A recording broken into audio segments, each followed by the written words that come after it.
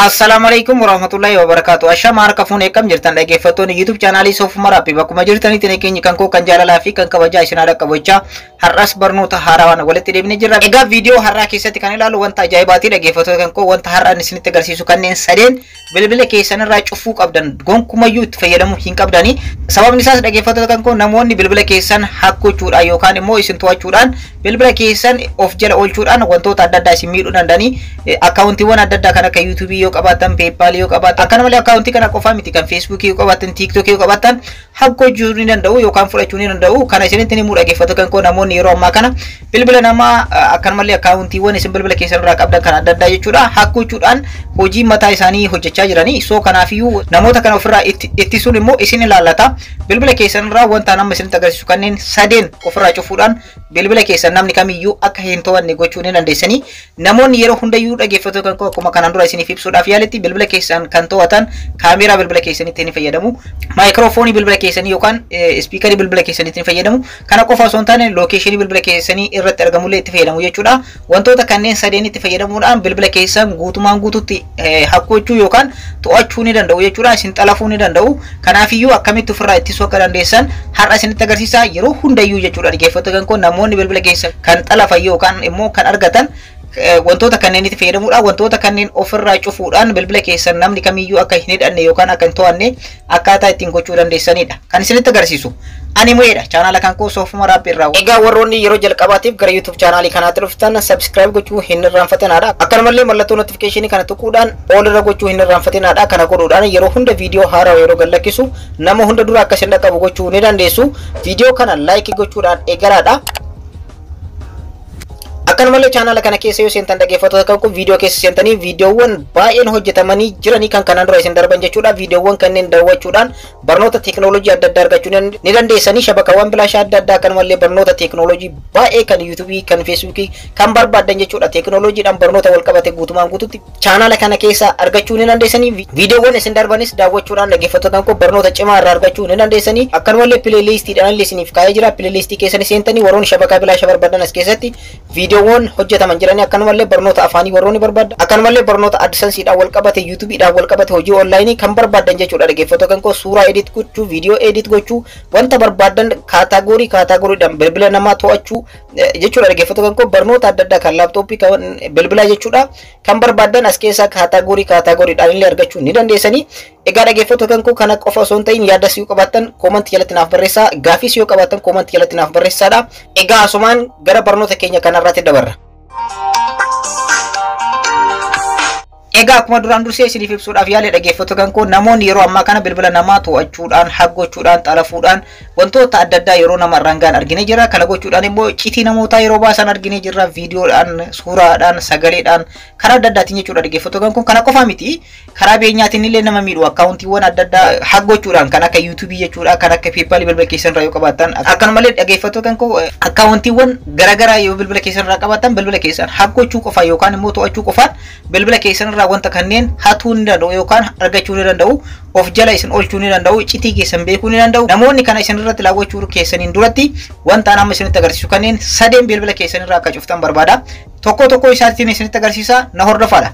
Egaa wantoota kana ofirraa cufuudhaan dhaggeeffattoota kan koo bilbila keessanii namoonni kan isin to'atan karaa kaameraatiin, karaa maayikiroofooniitiin, karaa lookeeshiniitiin jechuudha. Karaa kanneeniin fayyadamaniiti yeroo baay'ee namoonni kan isin to'atanii. So wantoota kanneen yoo ofirraa cuftan immoo dhaggeeffattoota kan koo salphumatti namoonni isin to'achuu hin danda'anii yookaan immoo carraa isin to'achuudhaaf qaban baay'ee tokko salphaadha jechuudha yookaan xiqqaadha.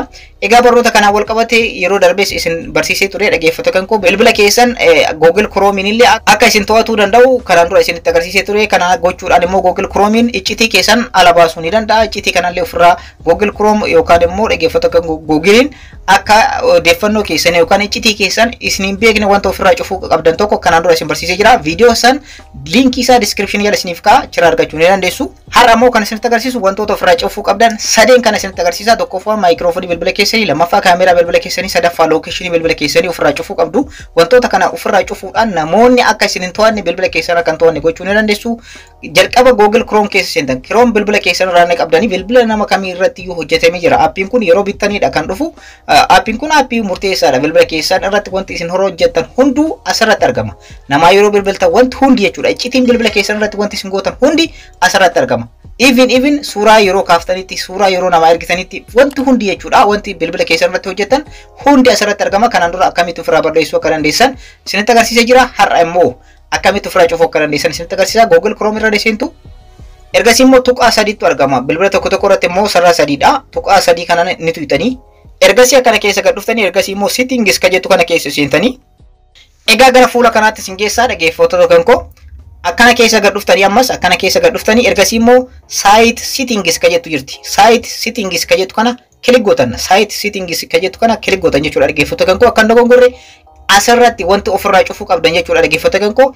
Jalqaba irratti kan isinitti agarsiisu location bilbila keessan irratti argamu namni kallattii kamitti akka argamtan bakka kamitti akka isin argamtan yoo beeke salphamatti hack isin gochuudhaaf itti fayyadama jechuudha. Kanaafii location bilbila keessanii ofirraa cufuu qabdanii kana gochuudhaaf location ka jettu kana irratti kilik gootanii ergasii immoo ishee kana on taatee yoo bifa kanaan jiraatte off gootan jechuudha. Akkuma asirratti argartan block gootanii jirtan jechuudha. Block deessin jedha yeroo kana ofirraa cuftanii jirtanii jechuudha location bilbila keessanii. Kan biraa kan isinitti agarsiisu kaameeraa bilbila keessaniiti jechuudha. Dhaggeeffattoota kan koo kaameeraa keessanitti fayyadamee namni isin to'achuu ni danda'a. Kanaafuu kaameeraa ka jettu kana irratti kilik gootanii ergasii immoo akkuma asirratti argatan namni access godhee jira. Amma fakkeenyaaf websaayitiin kun StreamYardidha. So sababni ani StreamYarditti fayyadamuuf live waan seenuuf YouTube irratti jechuudha dhaggeeffattoota kan koo. Kanaafuu access na godhee jira. Akkuma asirratti argatan isa kana ofirraa cufuu yoo barbaadan guutumaan guututti ishee kana ofirraa cuftanii ergasii immoo wanti tokko block isin irraa ta'a jechuudha. Kaameraan namni kamiyyuu karaa kaameraa bilbila keessaniitiin isin to'achuu hin danda'u block dheedha. Inni biraa immoo karaa sagaleetiin yookaan maayikiroofoonii bilbila keessaniitti fayyadamuudhaan namni isin to'ata. Kanaafiyyuu maayikiroofoon ka jettu kana kilik gootanii ergasii immoo akkuma asirratti argatan akkuma kanaan dura isin jedhe namni weebsaayitoota adda addaatti appoota adda addaatti fayyadamee as ta'a jechuudha. Yeroo isin to'atu karaa maayikiroofooniitiin yoo ta'e amma fakkeenyaaf kan koo StreamYard itti fayyadama waan ta'eef asirra taa'ee jira. Sababni isaas sagaleedhaan waan itti fayyadamuufi soo isa kana as dhuftanii ofirraa off gootanii ergasii immoo block isin jedha. Egaa haala kanaan wantoota kanneen sadeen ofirraa block gootanii egaa dhaggeeffattoota kan koo namoonni bilbila keessan akka hin to'anne gochuu ni dandeessanii. Namoonni kan isin to'atan yeroo hundayyuu dhaggeeffattoota kan koo karaa kaameraa bilbila keessaniitiin, karaa maayikiroofoonii bilbila keessaniitii fi karaa lookeeshinii keessanitti fayyadamuudhaan kan isin to'atan jechuudha. Kanaafiyyuu wantoota kanneen ofirraa cufuudhaan bilbila keessan namni kamiyyuu akka hin to'anne gochuu ni dandeessan, akka isin xalaafne gochuu ni dandeessan.